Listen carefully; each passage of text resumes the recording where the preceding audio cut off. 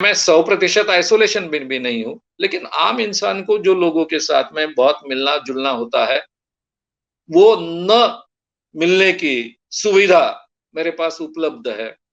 श्याम मानव channel को आपका समर्थन देने के लिए चैनल को जरूर सब्सक्राइब करें। चैनल के नोटिफिकेशन पाने के लिए बेल आइकन भी दबाएं। माधव धुर्वे इनका कहना ऐसा है कि क्या आपको उनका सवाल है कि क्या आपको कोरोना हुआ है? आपने कोरोना से अपने आप को बचाया कैसे?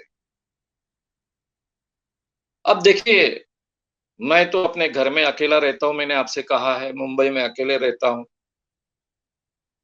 लेकिन मैं लोगों से बहुत कम मिलता हूँ, ऐसा नहीं है, मिलता भी। डरता नहीं, मैं किसी चीज़ को कभी डरता नहीं हूँ, डर नाम की कोई चीज़ मेरे जीवन में है नहीं। जीवन के रिस्क के बारे में भी मैं कभी बहुत ज़्यादा सोचता नहीं हूँ। और मैं कई अपनी बीमारियाँ जो उम्र के साथ में मुझे होनी चाहिए, बहुत अच्छे ढंग से सजेशन के माध्यम से और सम्मोहन के माध्यम से मैं हैंडल करते आया हूँ। यानी जो बीमारियाँ मुझे ऑलरेडी हो चुकी थी, क्योंकि तब मेरी एंग्ज़ायटी, टेंशन्स और बाकी सब चीज़ें मैं हैंडल नहीं कर पा रहा था।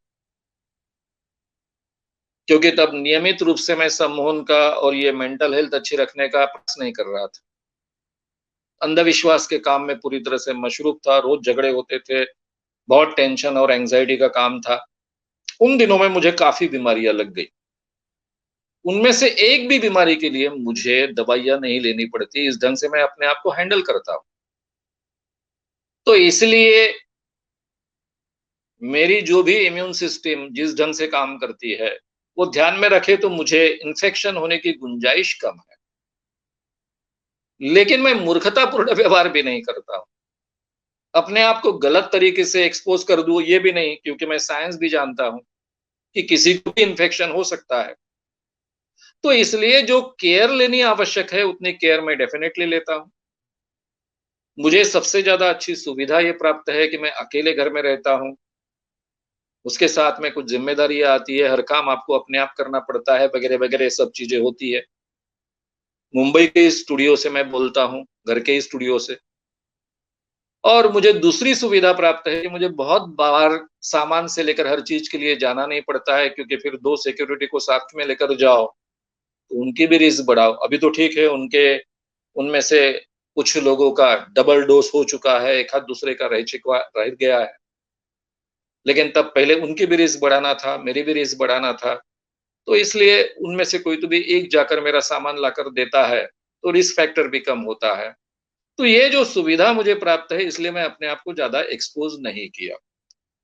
लेकिन मैं यवतमाल गया हूँ, अपने भांजी को लाना, ले जाना, वहाँ के लोगों के साथ में कई बार मिलना, मेरे मित्रों के साथ में बीच-बीच में मिलते रहता हूँ, उनके घर में जाता हूँ।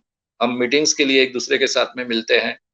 यानी मैं 100% आइसोलेशन में भी नहीं हूँ, लेकिन आम इंसान को जो लोगों के साथ में बहुत मिलना-जुलना होता है, वो न मिलने की सुविधा मेरे पास उपलब्ध है, तो इसका मैं फ़ायदा भी उठा लेता हूँ। तो इसलिए ये कोरोना से इस ढंग से हैंडल होना मेरे लिए आसान है। लेकिन अभी तक इन्फेक्शन नहीं हुआ, वैसे देखा जाए तो होना नहीं चाहिए। लेकिन दावे के साथ ऐसा कहना कि मुझे होगा ही नहीं, तो इसका मतलब मैं बहुत अनसाइंटिफिक व्यक्ति हूँ, हो भी सकता है।